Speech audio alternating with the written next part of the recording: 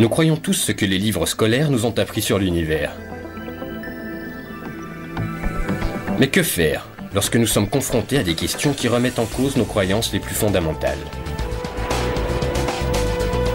Des phénomènes inexpliqués. Une énigme qui défie la raison. Un mystère inattendu. Une seule rencontre avec ces phénomènes inexpliqués et c'est votre vie entière qui bascule. Un face-à-face avec les plus grandes énigmes de tous les temps. Un mystère impénétrable fait irruption dans votre vie et plus rien n'est comme avant. Secret et mystère du monde.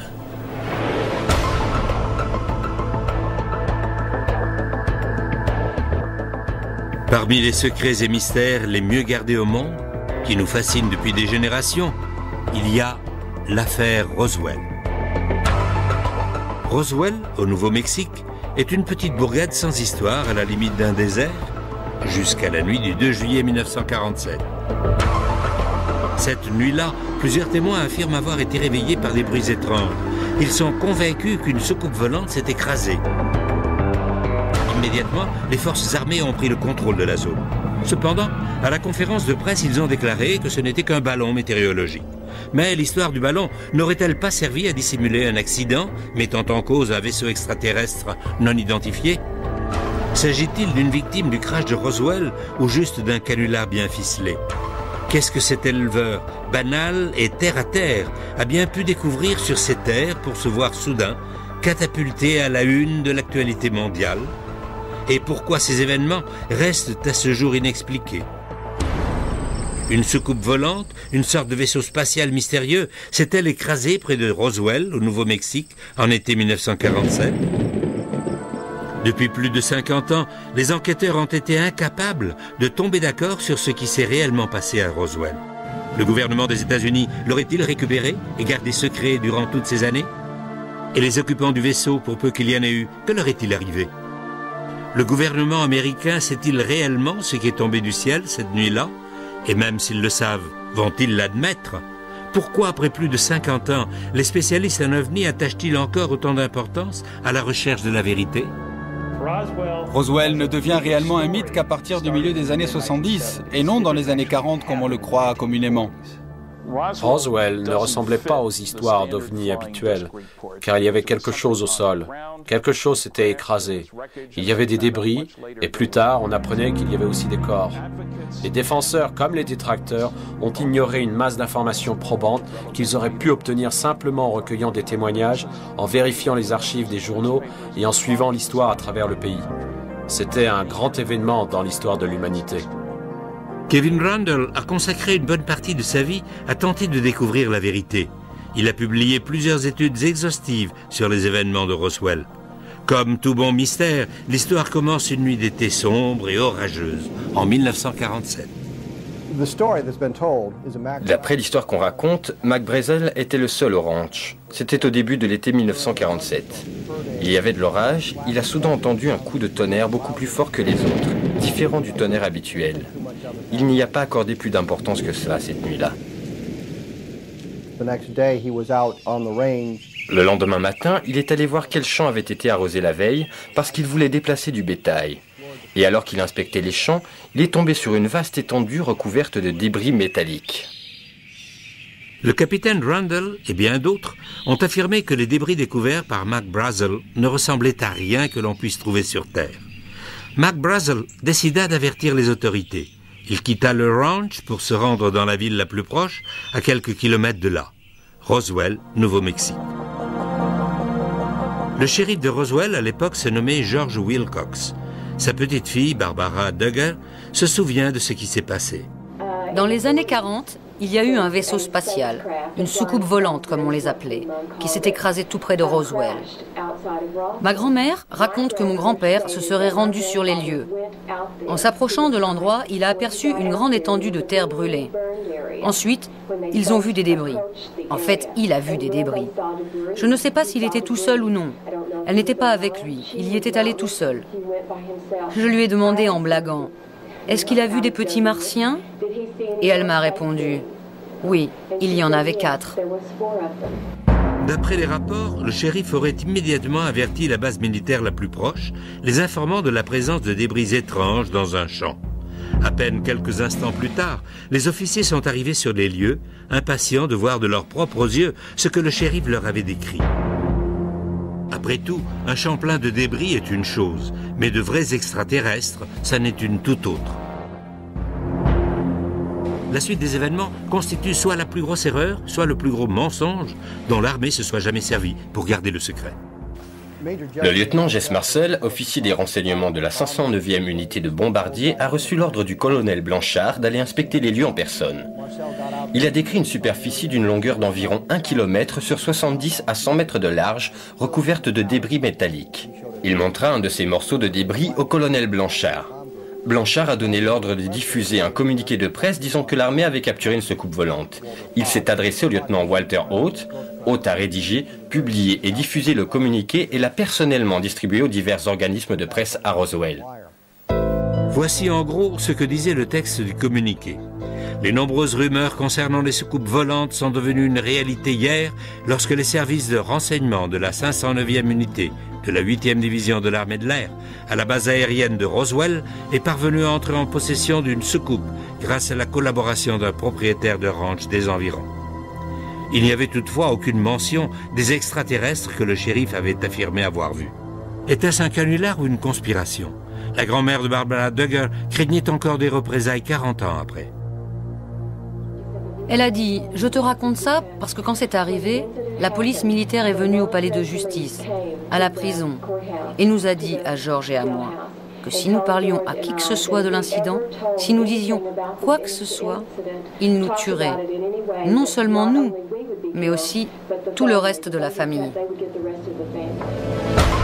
Mais si l'armée de l'air avait déjà publiquement admis avoir capturé une soucoupe volante, pourquoi donc menacer un fonctionnaire local et sa famille pour les tenir au silence?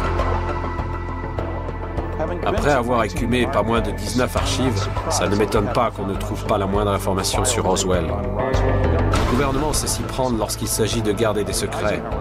La bibliothèque Eisenhower contient encore à l'heure actuelle quelques 100 000 pages de documentation secrète datant d'avant 1960. Ce n'est pas aux archives que vous allez trouver des documents codés top secret. Une infime partie de l'information a été publiée. Avec un peu de chance, nous en saurons plus dans le courant de ce siècle. Les choses allaient bientôt prendre une tournure différente. Ce qui avait commencé purement comme un acte de responsabilité civique de la part d'un des éleveurs locaux devenait soudain une opération militaire de grande envergure. Mac Brazel n'a jamais dit qu'il avait vu un avion abattu. Est-il possible que l'armée ait découvert quelque chose qui lui a échappé? Et qu'en est-il des témoins vivants? Qu'ont-ils à nous dire aujourd'hui? À proximité du quartier général de la 509e unité, la seule unité de bombardiers au monde capable de livrer des armements nucléaires, les habitants de Roswell, au Nouveau-Mexique, sont plutôt habitués à des termes comme « secret » et « classé ». Pendant la Deuxième Guerre mondiale, ils ont dû, peu à peu, s'habituer à cette obsession du secret qui caractérise l'armée. Mais même pour les habitants de Roswell, la situation prenait une tournure plutôt extrême. D'après Bill Brazel, son père, Mac Brazel, aurait lui aussi été tenu au secret. Mais un secret à propos de quoi? Mac Brazel aurait-il découvert autre chose que des débris?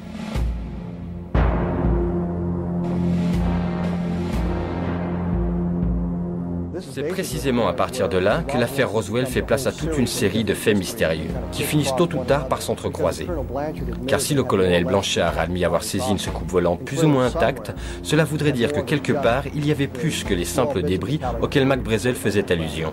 D'après les nombreuses sources qui se trouvaient à Roswell à cette époque, l'activité intense qui s'y déroulait a placé cette petite localité du Nouveau-Mexique sous les feux de la rampe.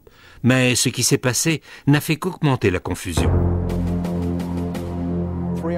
3 heures plus tard, la version officielle changeait déjà. Le général Ramey, commandant de la 8e division à Fort Worth, qui chapeautait la 509e, affirmait à présent que ce n'était rien de plus qu'un ballon météorologique équipé d'un réflecteur de radar d'un modèle assez courant. D'après le général Ramey, le ballon se serait écrasé sur le ranch. C'est ce que le lieutenant Marcel aurait trouvé. Ce dernier aurait réagi de façon excessive en pensant qu'il s'agissait d'une soucoupe volante, alors qu'il ne s'agissait que d'un ballon météorologique équipé d'un réflecteur. Cette photo aurait-elle pu être montée de toutes pièces? Voici ce que l'officier sur la droite, le général Duboz, avait à dire en réaction au communiqué de presse de l'armée, selon lequel l'objet qui s'était écrasé était un ballon météorologique. Nous savions qu'il s'agissait d'une dissimulation. Qui en a eu l'idée, je n'en sais rien. Toujours est-il qu'on s'en est servi pour apaiser la curiosité de la presse. Pourquoi les représentants de l'armée américaine auraient-ils déclaré qu'il s'agissait d'un ballon météorologique, alors que leurs officiers supérieurs savaient très bien que ce n'était pas le cas? Les officiers n'étaient pas les seuls à avoir vu les débris dans le bureau du général Ramey. Les enquêteurs de Secrets et Mystères du Monde ont rencontré un photographe civil qui a vu les débris récupérés et les a photographiés.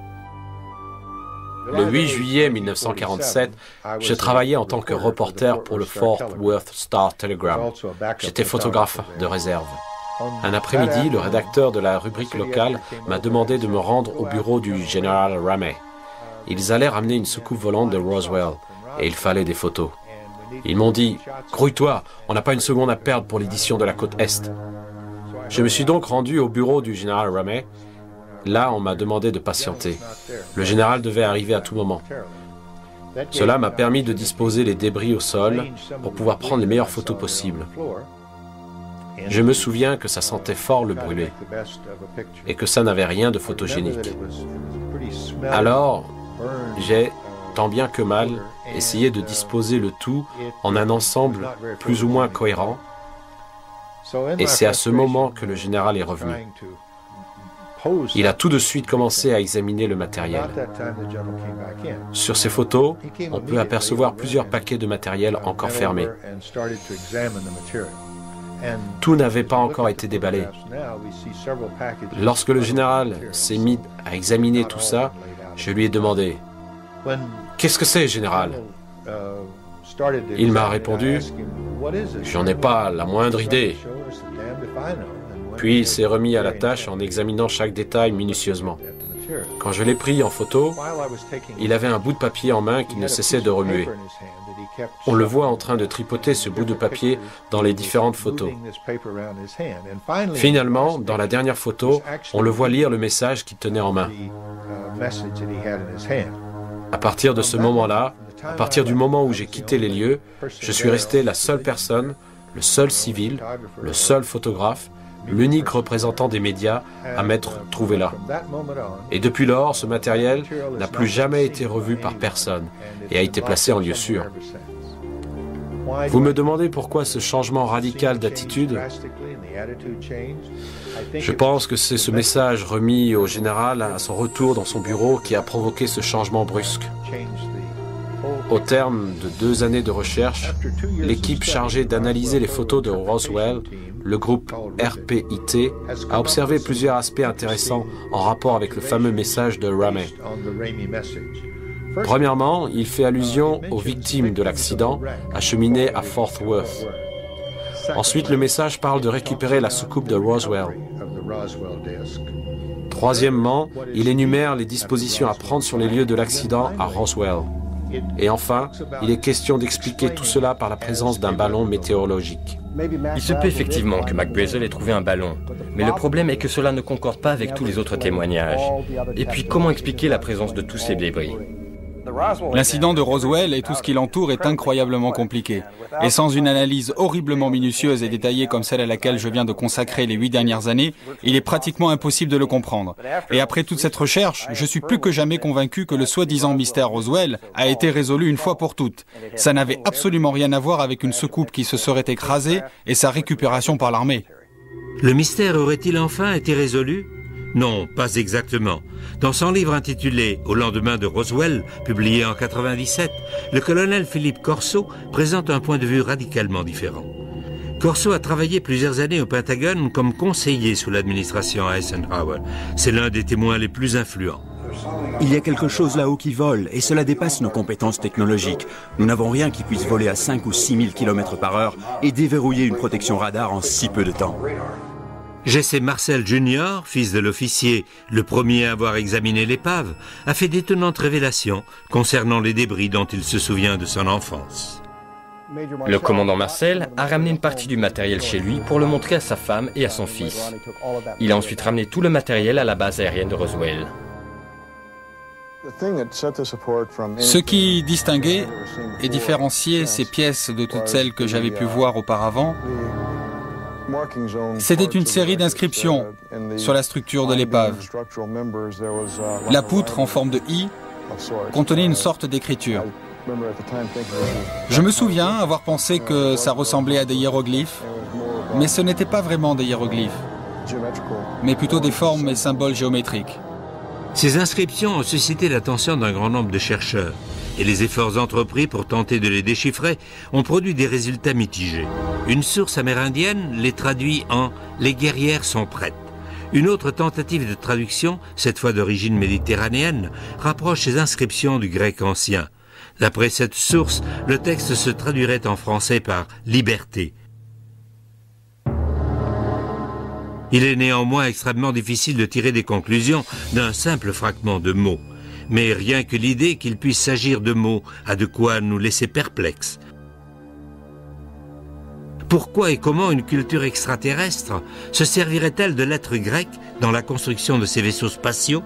Existerait-il réellement un langage universel?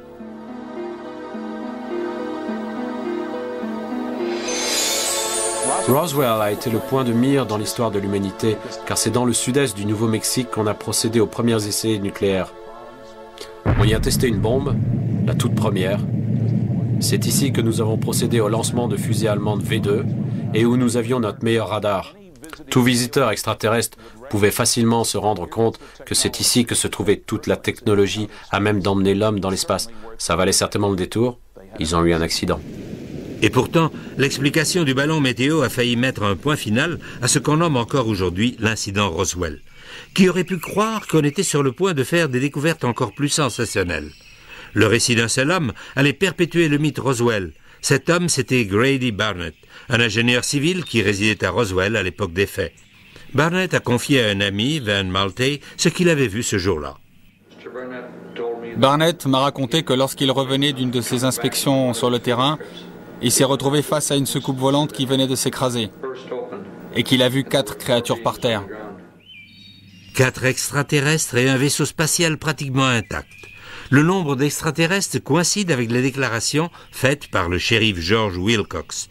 L'ingénieur civil Grady Barnett affirme avoir vu une soucoupe volante qui s'était écrasée et pas loin de là les 4 cadavres de ses occupants.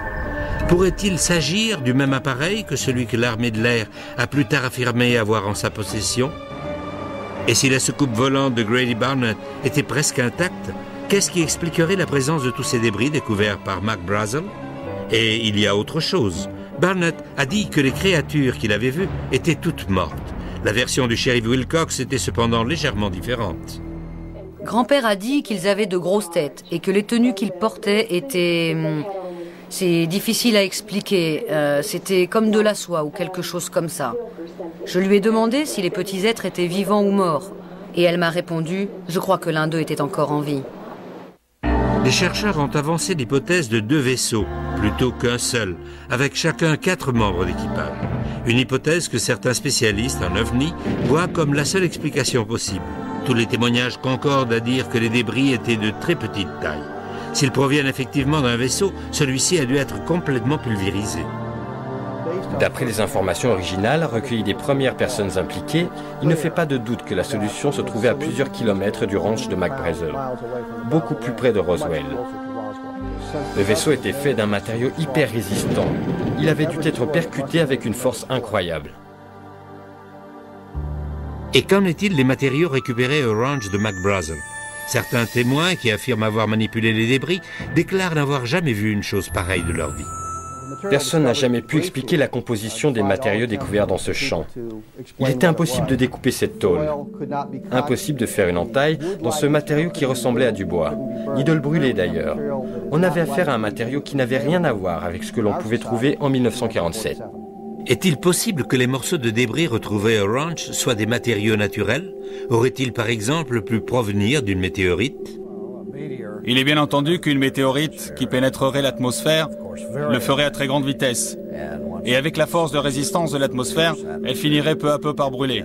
Et, cela va de soi, elle perdrait de son volume. Qui plus est, si une météorite avait percuté la Terre en produisant un impact audible, elle aurait aussi laissé un cratère gigantesque, comme celui du désert de l'Arizona. L'objet qui s'est écrasé au Nouveau-Mexique n'a laissé aucun cratère. Certes, il y a eu un impact visible, mais cela ressemble davantage à une sorte d'atterrissage forcé plutôt qu'à un objet tombé du ciel en chute libre. Une chose est sûre, quelque chose est tombé du ciel cette nuit-là. L'hypothèse de la météorite semble peu probable, et les spécialistes en ovni ne semblent pas prêts d'accepter le scénario du ballon. Y a-t-il d'autres possibilités? L'armée de l'air a-t-elle donné d'autres explications? Supposons qu'un vaisseau ait effectivement été récupéré il y a plus de 50 ans, a-t-on pour autant découvert quoi que ce soit de la technologie qui l'a emmené jusqu'ici? Ce que Max Brazel, le shérif Wilcox, Jesse Marcel et l'armée de l'air des États-Unis tout entière ont découvert cette nuit-là, à proximité de Roswell, a mis cette petite ville sous les feux de l'actualité mondiale.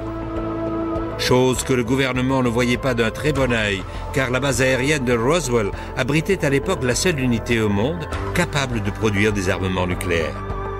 Ce qui a incité de nombreuses personnes à penser qu'il aurait pu s'agir de restes d'un avion de reconnaissance top secret. Vers la fin des années 40, l'Union soviétique affichait une curiosité marquée pour les essais atomiques entrepris par les États-Unis, lesquels avaient lieu à tout juste 160 km de Roswell. Un avion espion en quête de tels secrets aurait en toute logique survolé cette partie du pays. L'Union soviétique n'avait rien de la sorte en 1947.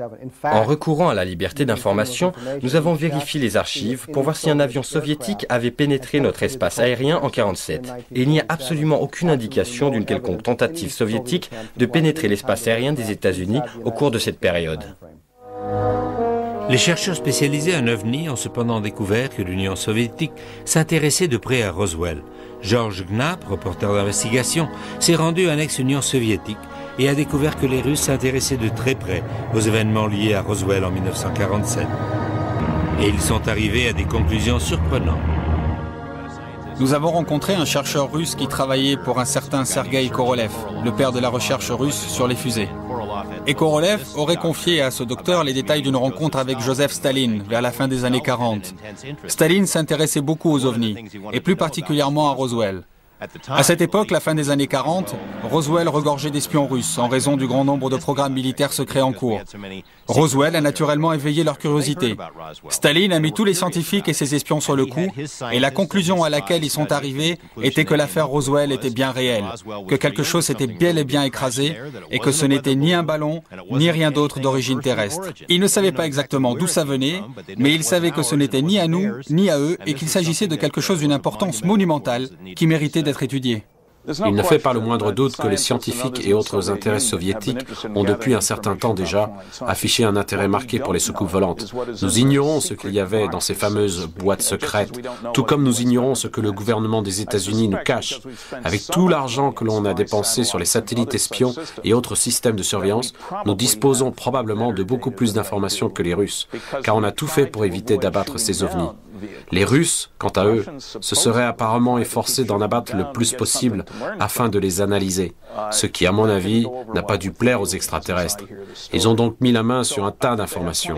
Et nous n'y aurons pas accès, de même que nous n'avons pas accès aux informations recueillies par notre propre pays. Au centre de cette histoire reste donc un homme, celui qui est essentiellement à l'origine de toute l'affaire, Mac Brazel. Mais qu'est-ce que vous fabriquez? Circulez, circulez. Brazel serait en quelque sorte devenu prisonnier des militaires dans son propre ranch. Et la seule explication serait que l'armée craignait qu'il ne divulgue la vérité sur ce qu'il avait vu. Ensuite, un développement inattendu de l'affaire Roswell lui donna une tournure toute nouvelle.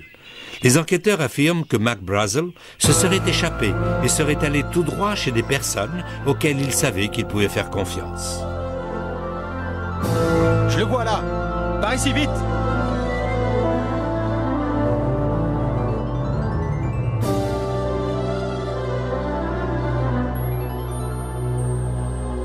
Ses amis de la station de radio KGFL à Roswell confieraient plus tard comment ils avaient caché Mac Brazel chez eux. Nous lui avons donné un endroit où passer la nuit pour être à l'abri de toute cette foule de gens et leurs questions. En fait, l'intention était d'interviewer Mac Brazel. Jude Roberts nous a confié qu'il avait reçu de nombreux appels de Washington le priant de ne pas diffuser l'interview. On nous a gentiment fait comprendre que si on tenait à garder notre licence, on ferait mieux de ne pas transmettre l'interview et que dans le cas contraire, on aurait 24 heures pour chercher un autre emploi. Ce n'était rien qu'un ballon. L'armée aurait-elle usé de tactiques coercitives pour s'assurer du silence de Mac Brazel? Et pourquoi son silence est-il si important? Une fois aux mains de la police militaire, Mac Brazel a été tenu en garde à vue. On ne peut pas dire que c'était exactement une prison, mais tout comme. Dans la soirée du 9 juillet, les militaires l'ont escorté aux différentes stations de radio et bureaux de presse de Roswell, où il a raconté une version des faits qui différait énormément de ce qu'il leur avait déclaré le 6 juillet. Ce que j'ai trouvé hier dans mon champ était un ballon météorologique. C'est une blague ou quoi? Oui, c'est bien ça, oui. Qu'est-il arrivé à Mac Brazel lorsqu'il était en garde à vue? Pourquoi a-t-il changé son histoire? Mac Brazel aurait-il au départ eu l'intention de révéler la même histoire que celle racontée plus tard par un dénommé Glenn Dennis? En 1947, Glenn Dennis travaillait aux pompes funèbres Ballard. Dans les petites villes, les corbillards font souvent aussi office d'ambulance. Et c'est ainsi que Glenn Dennis aurait eu à reconduire des aviateurs blessés à la base.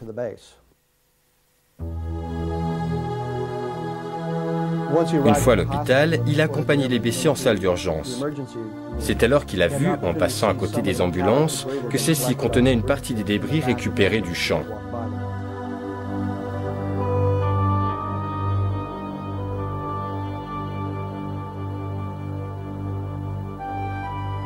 Excusez-moi, monsieur, c'est une propriété privée. J'ai dit, on dirait qu'il y a eu un accident d'avion. Je vois qu'il y a des débris dans les ambulances. Et c'est probablement là que les problèmes ont commencé pour moi, à ce moment précis. Hé, mais qu'est-ce que vous avez là? Écoutez, je veux juste savoir ce que vous gardez. Un seul mot à qui que ce soit était un homme mort, compris? Glenn avait reçu un avertissement on ne peut plus direct. S'il en parlait à qui que ce soit, s'il en parlait à ses amis, il aurait été éliminé.